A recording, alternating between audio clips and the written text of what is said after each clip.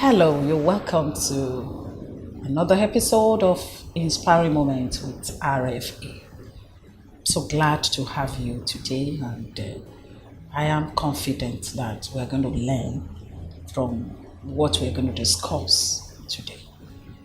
It's something practical. It's something that I know that it's affecting almost everybody, particularly because of the technological world that we find ourselves. The trendy thing now is that everybody is busy with one gadget or the other. And that's why I'm looking at this topic today, the viruses that kills marriage. What is a virus? You have your computer, you have your phone. When a system has become infected with virus, it's completely shut down. Completely shut down. You can get it, but you've got to do a formatting before it can get back to what it used to be.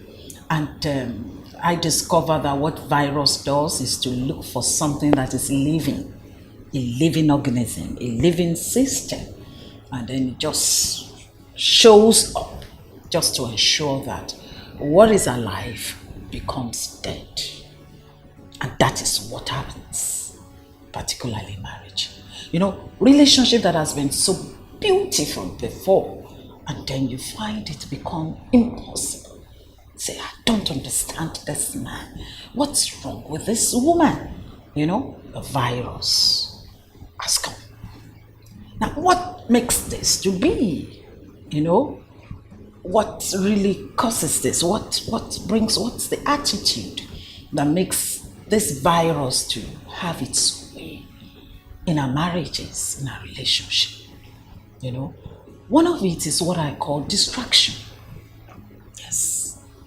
A lot of us are getting distracted. And I don't want you to laugh. Because one of the things that gets you distracted is what you are doing now. And that is these gadgets, these different social media, Instagram, Facebook, WhatsApp, whatever, all those things get us busy. We become so busy unconsciously, we become attached to it. A lot of husbands have replaced and wives have replaced themselves with these gadgets. You go to work in the morning, you come back, the time for connection that we should connect together, chatting, laughing, rewinding, getting ourselves connected with what is happening individually in our different places, just to get us together, talk about it. That's when we carry all the gadgets. Things to catch up on, things you want to put on so it distracts us, it takes our attention off ourselves. You see, and I've come to know that one of the things that affects the home is that lack of communication. And that is what all these gadgets does. Am I saying that, you should forget about it, you should let it go? No. You see, life, to make things work, it's a factor of intentional act. I keep saying this every day. You need to do something that will make you not to lose, not to lose the attention of your spouse. You need to do it. Much as we're going to be trendy, be current, much as we're going to be, make ourselves relevant in these days, much as we're not going to lose touch of what is happening in the world today, we should also be mindful of our homes, of our spouse. Their joy is important. Their happiness is important. And one of the things that gives them happiness and joy is the time that we have to share together. Yes, is your friend, she's your friend.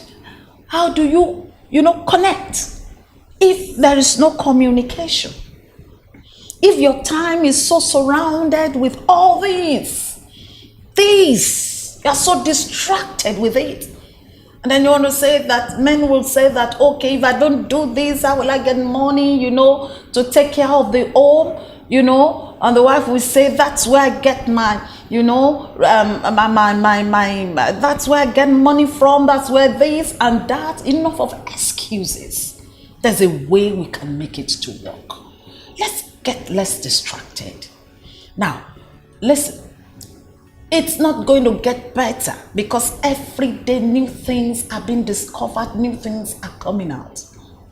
And the more we allow it to infiltrate, our environment, our space, our zone, you allow it to come, you allow it to be so much, have that influence over you, that means you're never going to get out of it. You're never going to recover from it because new things are coming in every day. And so you get crazy, you get addicted the more every day if you don't put a boundary by yourself. So how do we deal with distraction is to set boundaries. Intentionally set boundaries. Set limits upon yourself. Put a limit. Now you can tell yourself, once I'm home, no, I'm not going to into this, into that. We'll catch up, get ourselves, connected back, share what has happened in the day, what happened in the office, to this time, once this time, no more. I'm not going to go my gadget only probably to receive phone calls, receive the call, drop it, and then don't go, okay, what's happening today? Go on here, go on net, go on this, go on that, go on that. Set limits, put a limit to it. Now, give your wife space, give your husband that space that, okay, this is the time we have both agreed that no, and we will not break the rule. Because it's the rules you set for yourself that will help you. The days we are in now is a day where you've got to help yourself. You've got to put that limit and make it to work. Temptations will arise. No, honey, baby, I have to do this, I have to do this. No, reduce that temptation. Make it to work. Set the rules, set the boundaries.